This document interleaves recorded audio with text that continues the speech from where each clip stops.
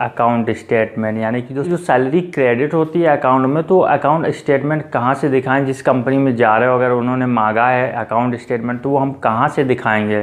तो इसी के बारे में बेसिकली मैं बात करूंगा। अकाउंट स्टेटमेंट क्या होता है कि जैसे आप किसी कंपनी में काम कर रहे हो और आपकी जो सैलरी आती है वो आपके अकाउंट में क्रेडिट होती है। एंड इसके बाद अगर आप कस्टमर केयर को कॉल करते हो, या अब तो ये हो गया कि आपके मेल पे डायरेक्ट आ जाता है वहाँ पे अकाउंट स्टेटमेंट, अगर नहीं भी आता है तो आप कस्टमर केयर को कॉल करके आप अपना अकाउंट स्टेटमेंट अपनी मेल पे मंगा सकते हो।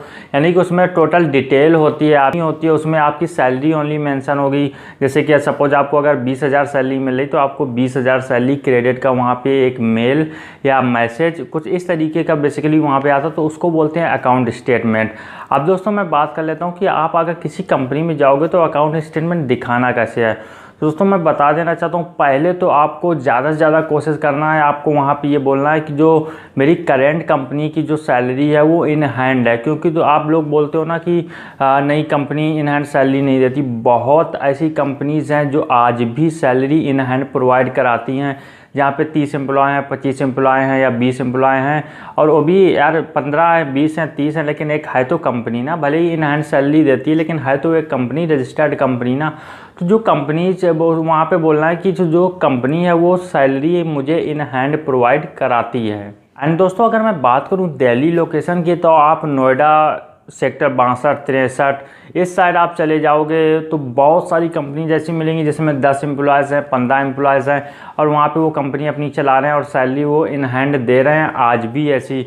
और इन हैंड नहीं दे रहे हैं तो कभी अकाउंट में 30 को आ रही है, कभी 5 को आ रही है, कभी 4 को आ रही है। तो इस तरीके से मतलब कि कहने का ये कि सैलरी जो है वो आज भी इन हैंड मिल रही हैं एम्प्लॉयज़ को। ऐसा नहीं कि सारी कंपनीज़ पीएफ देने लगी, जो ईपीएफ वगैरह होता है वो सारा कुछ कटने लगा। अभी बहुत सारी ऐसी कंपनीज हैं जो पीएफ वगैरह का भी उनके पास नहीं है, यानी कि जो अपने एम्प्लॉय को पीएफ भी नहीं दे रही हैं। आज भी ऐसी बहुत सारी कंपनीज हैं। रही बात अकाउंट स्टेटमेंट की, तो ये अगर आप फेक बनवाओगे तो थोड़ी सी प्रॉब्लम होगी वहाँ पे, क्योंकि अकाउंट स्टेटमेंट फेक बनाना इतना आसान नहीं, वो बैंक्स वगैरह के काम होते हैं। अगर डिटेल में अगर वहाँ पे आपकी वो डिटेल पूरी निकाली और वहाँ पे अकाउंट्स वगैरह का देखा तो हो सकता है प्रॉब्लम हो जाए, आपको टर्मिनेशन लेटर मिल जाए। नेक्स्ट कंपनी है जिसमें आप जा रहे हो, अगर वो बैकग्राउंड वेरिफिकेशन भी आपका करती है, तो जिस कंपनी में आप काम कर रहे हो ना उससे बैकग्राउंड वेरिफिकेशन होता है, तो वहाँ पे ये नहीं होता कि जिस कंपनी में आप काम कर रहे हो वो सैलरी आपकी बता दें नेक्स्ट कंपनी को। क्योंकि किसी भी कंपनी में हो, ये कंपनी का रूल होता है कि किसी भी अपने एम्प्लॉय की वो सैलरी